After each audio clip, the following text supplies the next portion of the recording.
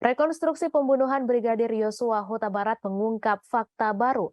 Dalam rekonstruksi, tersangka Kuat Ma'ruf menyerahkan 2 bilah pisau dan handy-talkie kepada saksi yang bernama Prayogi. Prayogi adalah mantan ajudan Verdi Sambo.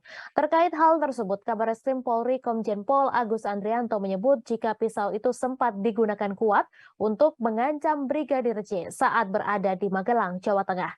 Sebagaimana informasi yang beredar sebelum dibunuh, Brigadir J sudah mendapatkan ancaman akan dihabisi jika naik ke atas. Diduga ancaman tersebut adalah saat Kuat mengancam Brigadir J dengan pisau yang ia bawa. Agus menerangkan hal ini dikuatkan dengan keterangan saksi-saksi yang sudah diperiksa oleh Polri. Lebih lanjut, Agus menyebut pisau tersebut hanya digunakan Kuat untuk mengancam Brigadir J dan tidak sampai dilakukan kontak fisik dengan pisau tersebut. Diketahui dalam reka adegan atau gelar rekonstruksi yang dilakukan tim penyidik pada Selasa kemarin, didapati adanya adegan yang memunculkan visual senjata tajam pisau. Pisau itu diketahui diberikan oleh tersangka Kuat Ma'ruf kepada saksi Prayogi. Diduga Kuat menyerahkan sebanyak 2 bilah pisau kepada Prayogi dalam adegan tersebut.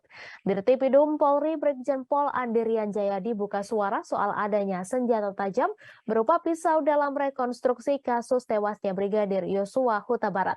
Andi mengatakan adanya pisau tersebut berkaitan dengan suatu peristiwa di Magelang sebelum rombongan keluarga Verdi Sambo ke rumah pribadi yang beralamat di Jalan Saguling 3 Duren 3 Jakarta Selatan. Kendati saat ditanyakan peristiwa apa yang dimaksud, Andi masih enggan membeberkannya.